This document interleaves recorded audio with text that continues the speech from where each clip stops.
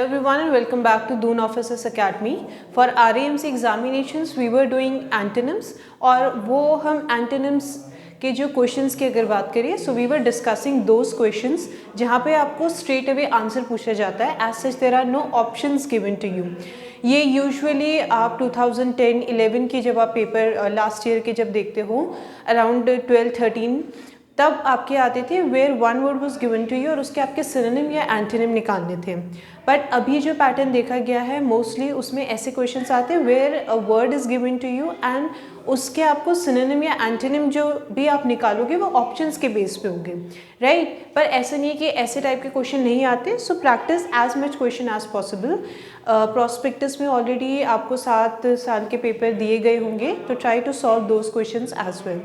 Before starting the session अगर आप Doon officers academy की ऑफलाइन बैच में जुड़ना चाहते हैं then the number that is given on the screen उस पर आप कांटेक्ट करके ऑफलाइन बैचेस के लिए इनरोल करा सकते हैं. आप अगर डिफेंस एस्पिरेंट है and you are preparing for any of the defence examination जैसे कि आपके एक तो स्कूल लेवल पे जो होते हैं आपका RAMC हो गया, सैनिक स्कूल हो गया या फिर आपके RMS एग्ज़ाम की बात करूँ NDA, CDS, FCAT ऐसे कोई भी एग्ज़ाम के लिए अगर आप प्रिपेयर कर रहे हैं then you can enroll yourself, you can register yourself for the offline batches. यहाँ पे आपको किस तरीके से एग्ज़ाम क्रैक करना है everything will be guided. Alright, so we will start off with the session. जब भी हम प्रैक्टिस क्वेश्चन करते हैं हमेशा ये बात बोली जाती है जो भी क्वेश्चंस पूछा जाएगा try to pause the video, take a screenshot और note down the question whatever method suits you and then try to find an answer yourself, right. एक बार आपने कर लिया उसके बाद जो आपका करेक्ट आंसर है वो करना. जो हम क्वेश्चंस करेंगे see because of the time constraint आपको सिर्फ 2 मैं आंसर बता रही हूँ.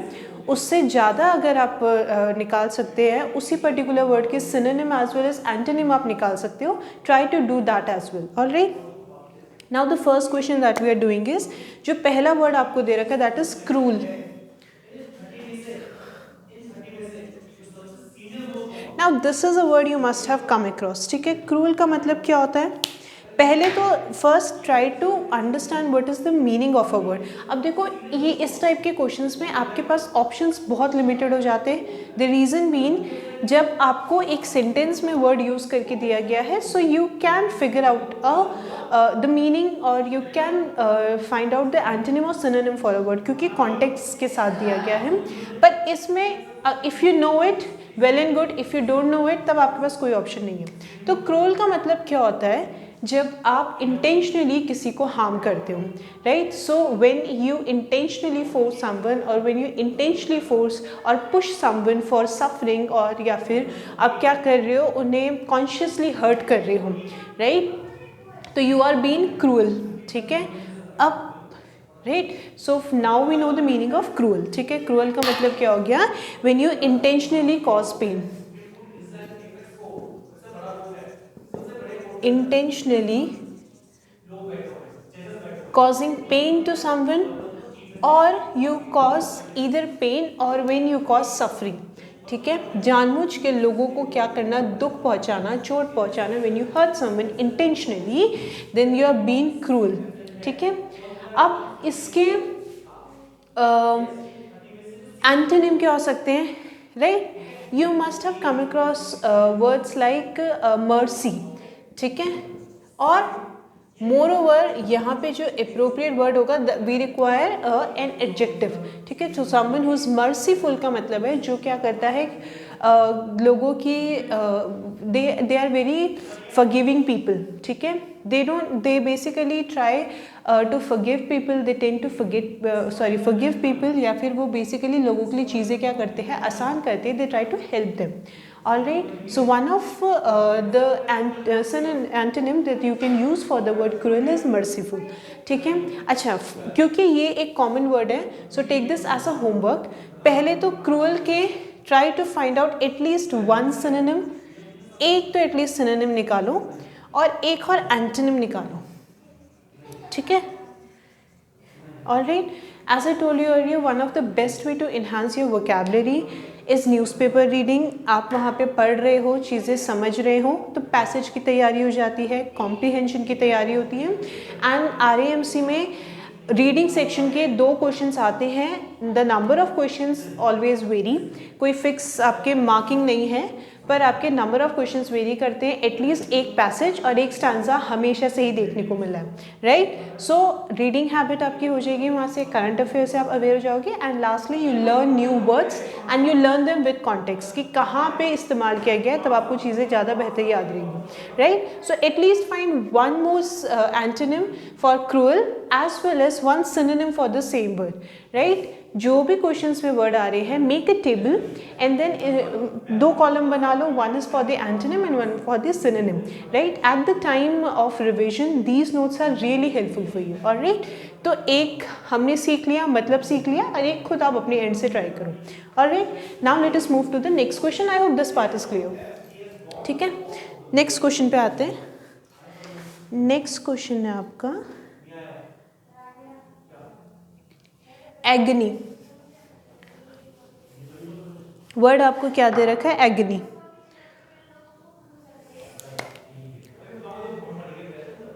अब एग्नी वर्ड शायद आपने नहीं सुना होगा, सुना भी है, इट्स गुड, बट आपने इसको किस कॉन्टेक्स्ट में सुना है? Try to remember that. Agony का मतलब क्या होता है? एक्सट्रीम पेन, ठीक है। सो मतलब क्या हो गया इसका?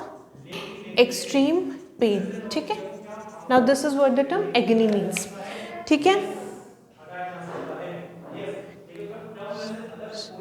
Just a minute. All right, so it is agony. Agony का अब आपको क्या निकालना है? So you have to find the antonym, ठीक है। एटलीस्ट 2 एंटोनिम आपको मतलब पता चल गया, एक्सट्रीम पेन। एग्नी के लिए हम एक और वर्ड यूज कर सकते हैं, we can use a word synonym की अगर हम बात करें, डिस्ट्रेस, ठीक है, एंग्विश, ठीक है। तो ये इसके क्या हो गए? 2 सिनोनिम हमने जान लिए। अब इसका एंटोनिम फाइंड आउट करो, क्या हो सकता है? एग्नी। एग्नी का मतलब क्या है? दुखी, ऑलराइट।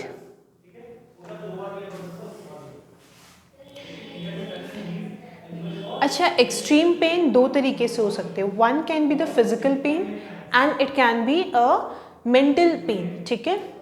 तो मेंटल पेन, अच्छा, एक एग्नी बहुत दुखी हो, दर्द में हो, राइट, मेंटली जब हम बात कर रहे हैं। So one can be happy, ठीक है, इट कैन बी डिलाइटेड, है ना, बहुत ज़्यादा खुश हो आप, राइट, डिलाइटेड अबाउट समथिंग, ठीक है। और क्या हो सकता है? अच्छा, अगर फिजिकली पेन की बात करें, आप कुछ कर रहे हो और आपको like for example you walking around and you bumped your knee on a table, ठीक है, लग जाती है, बहुत बार हुआ होगा। So now that is a physical pain, ठीक है। तो इसके लिए आप क्या एक एंटोनिम ढूंढ सकते हो उसके लिए? एक्सट्रीम पेन, और उसका ऑपोजिट क्या हो जाएगा? When you are comfortable, right. कोई भी एक टर्म है, आप उसको किस रिगार्ड में आप यूज़ कर रहे हो, उस पर उसका मीनिंग थोड़ा बहुत बदलता है। Because we have done delighted because there we were thinking about the word agony as mental आपके पेन की बात कर रही है, but when we talk about physical pain then the word agony, उसके लिए एक और जो एंटोनिम हम यूज़ कर सकते हैं दैट इज कंफर्ट, है ना। बहुत पेन में हो, बहुत दर्द में हो, फिर क्या हो सकता है? भाई बहुत आराम से बैठे हुए, रिलैक्सिंग, है ना। अब कंफर्ट अगर आपने एक वर्ड यूज़ कर लिया तो you can use relax as well, ठीक है। तो इस तरीके से simply make a column, write down one word, right. If you can use different pens, well and good, because when something is appealing to the eyes you automatically tend to glue to that, ठीक है। आप थोड़ा उसको पढ़ते हो, कोई चीज़ दिखने में ही खराब है तो आपका इंटरेस्ट नहीं, आपका ज़्यादा आता है, right. So if you can use that, well and good. Even if you cannot neat, नीट राइटिंग में एक कॉलम बना के आप सिनोनिम और एंटोनिम लिख सकते हो, ठीक है। तो ये हमने एग्नी का पढ़ लिया। नेक्स्ट उस पर आते हैं। नेक्स्ट इज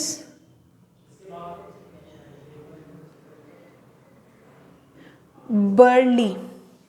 नेक्स्ट जो आपको वर्ड दे रखा है दैट इज बर्ली, ठीक है। अच्छा, एक मिनट। बर्ली वर्ड क्या होता है?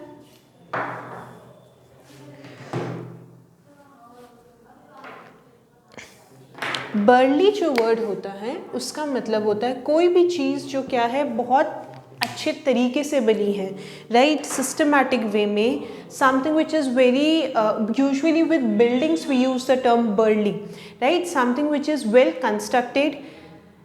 अगर हम इन टर्म्स ऑफ ह्यूमन की बात करें, someone who is very musculars, ठीक है, तो मस्क्यूलर भी हम एक टर्म यूज़ कर सकते हैं। तो सिनोनिम की अगर हम बात कर ले, पहले दो क्वेश्चन आपका है, but once you know the meaning you can automatically find the synonym as well as the antonym. तो बर्ली का मतलब है कोई भी चीज़ जो बहुत अच्छे तरीके से, something which is well build, है ना, अच्छे तरीके से बनी है, और कोई चीज़ जो बहुत बड़ी है, एंड और in terms of human beings we even describe someone as burly, that means they are muscular, ठीक है। Alright, अब either you can use this, now these words can either serve you as the word, ठीक है, इसके synonym भी हो सकते हैं, और these words can even serve you as the meaning for the word burly, ठीक है। Now that we know the meaning of burly, इसके opposite क्या हो सकते हैं? हाँ, it is burly only, I thought it right, ठीक है, तो word जो है आपका burly है। और क्या हो सकता है? कोई चीज़ बहुत वेल बिल्ड है, कोई चीज़ बहुत ढंग से कंस्ट्रक्टेड है, तो उसका एक ऑपोजिट डेलिकेट हो सकता है ना। कोई चीज़ वेल बिल्ड का मतलब क्या है ना, it can be in terms of infrastructure, right, the infrastructure is well build, right. तो कोई चीज़ जो बहुत डेलिकेट होगी वो क्या है, टूट जाएगी। So one antonym that we can use for the term burly is either delicate, delicate, ठीक है। तो एक based on the term well build हमने एक एंटोनिम क्या डिसाइड किया, delicate. Now one is muscular, है ना, जो बहुत पतले होते हैं, राइट, आप बोलते हो ना यार बिल्कुल ही पतले सी है वो, तो there we use a term cylinder. Alright, to find out the synonym और even the antonym for a word, आपको वोकैबुलरी जो दी गई है, जो वर्ड दिया गया है, उसका मतलब पता होना चाहिए। Once you know that you can simply find out the antonym. So हमने डेलिकेट किस बेसिस पे किया, बेस्ड ऑन वेल बिल्ड, कोई चीज़ जो बहुत अच्छे से ढंग से कंस्ट्रक्टेड है। सिलेंडर हमने, हम लार्ज या मस्कुलर के कॉन्टेक्स्ट में भी बात करें तो उसका एक ऑपोजिट क्या हो जाएगा, सिलेंडर, ठीक है। नेक्स्ट वर्ड पे आते हैं।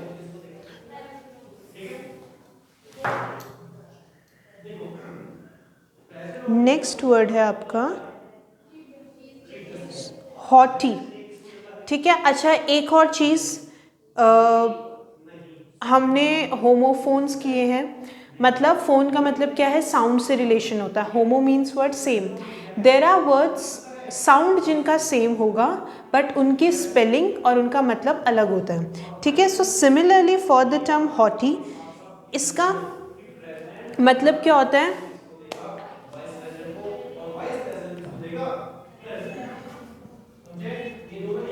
The term is hottie.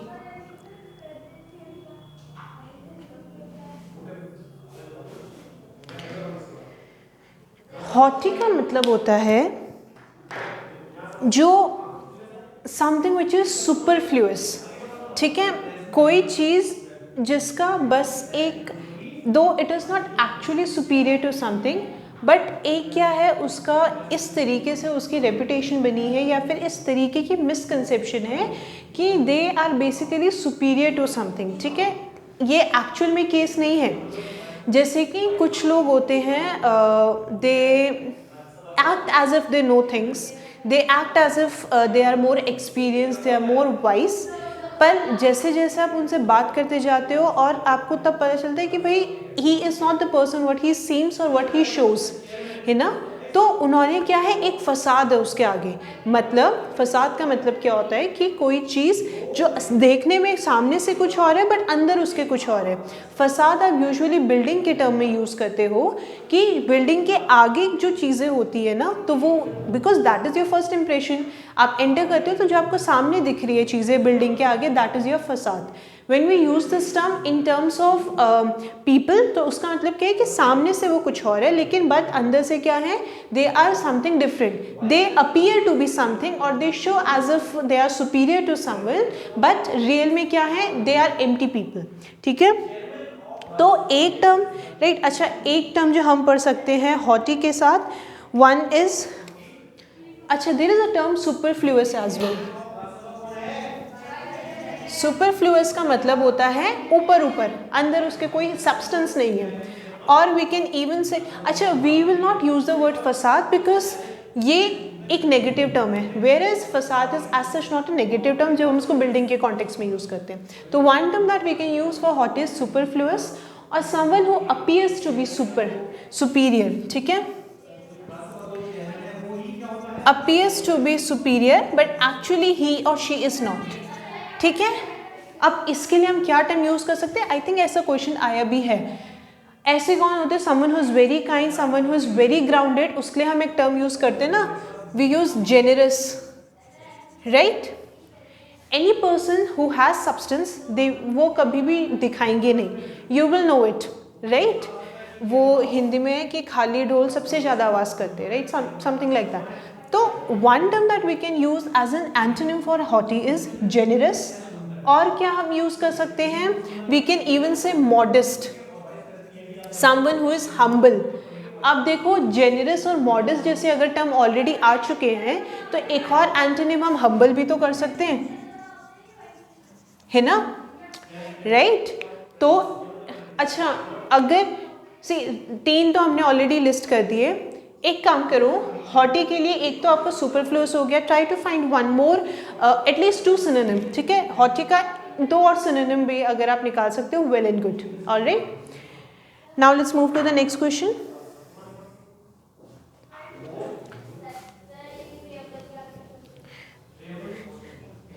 Next है आपका एब्सॉल्व। एब्सॉल्व एक टर्म है जो आपने सिविक्स में या जो अगर आप पॉलिटी पढ़ते हो उसमें आपने सुना होगा। तो एब्सॉल्व का मतलब क्या होता है? हाँ, द टर्म इज एब्सॉल्व, ठीक है।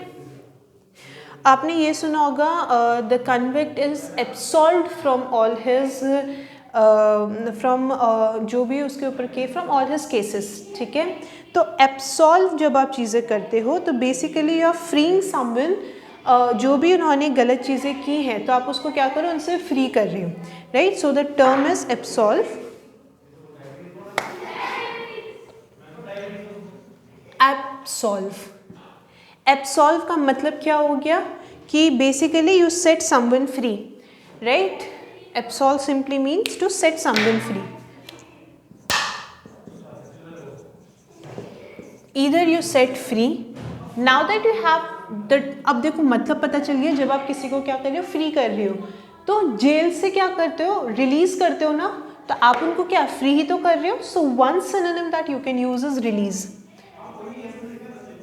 ठीक है। एक रिलीज भी आप यूज कर सकते हो, फ्रीडम भी अगर आपने यूज किया then also it is not, ठीक है। अब ये टर्म क्यों थे? ताकि आप समझ पाओ एब्सॉल्व का मतलब क्या होता है। स्पेशली जब आप आई गेस जब आप पावर पढ़ते हो कोर्ट की, तब उसमें ऐसे कुछ टर्म आते हैं। I think no those are वो आई गेस डिफरेंट होते हैं, बट एब्सॉल्व जो है वो आप यूजुअली कन्विक्ट के केसेस में पढ़ते हो, ठीक है। अब एब्सॉल्व का मतलब क्या हो गया, आपने फ्री किया। अब जब आप किसी को जेल करोगे तो वो क्या हुआ, कन्विक्ट हुआ ना, राइट। तो एक जो आप एंटोनिम पढ़ सकते हो, वन इज कन्विक्ट, ठीक है। और क्या टर्म आप यूज कर सकते हो कन्विक्ट के लिए? Another term that you can use is blame, है ना। एक टर्म क्या हो सकता है, ब्लेम, ठीक है। आप किसी को रिलीज कर रहे हो, उन्होंने जो भी गुनाह किए वो क्योंकि प्रूव नहीं कर पाए, तो अब कोर्ट ने क्या किया, उसको हर एक चीज़ों से क्या कर दिया, फ्री कर दिया, जो भी उसके ऊपर आरोप लगे थे। दूसरा क्या है, आप आरोप लगा रहे हो, you are blaming someone, right. तो एक एंटोनिम क्या हो गया, blame, and another antonym is convict, right. Convict का मतलब क्या होता है कि जो भी आपने उसके समवन हु, कोई भी उसने क्या है जो उस पर आरोप लगे हैं, है ना, तो वो क्या होता है, कन्विक्ट होता है, ठीक है। एक और कर लेते,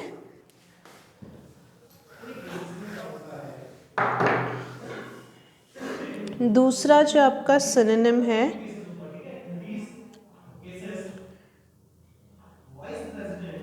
फ्लीटिंग। आपने फ्लीटिंग किस टर्म में पढ़ा होगा, that there are fleeting moments, ठीक है।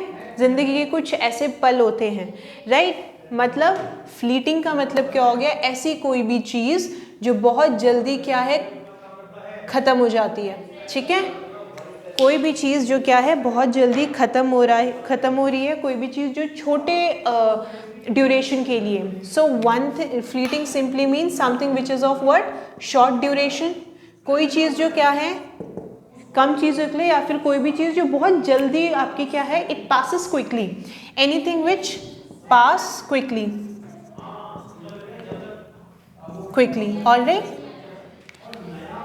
फ्लीटिंग मोमेंट्स आप बहुत ज़्यादा चीज़ें ये इस कॉन्टेक्स्ट में आप पढ़ते हो, तो आप इफ़ यू वांट आप इस कॉन्टेक्स्ट में यूज़ कर सकते हो. फ्लीटिंग मोमेंट्स का मतलब क्या है, ऐसे कोई भी पल जो है वो क्या है बहुत जल्दी आपके लगता है कि वो ख़त्म हो गए, है ना. नाउ फ्लीटिंग एक टर्म तो क्या है एवरलास्टिंग, कोई चीज़ जो कभी भाई हमेशा रहेगी. So one is lasting. और क्या टर्म यूज़ कर सकते हो, कोई भी चीज़ जो चल रही है. आप कंटिन्यूस टेंस पढ़ते हो मतलब चल रहे हैं. So one another word is continuing. ठीक है, all right.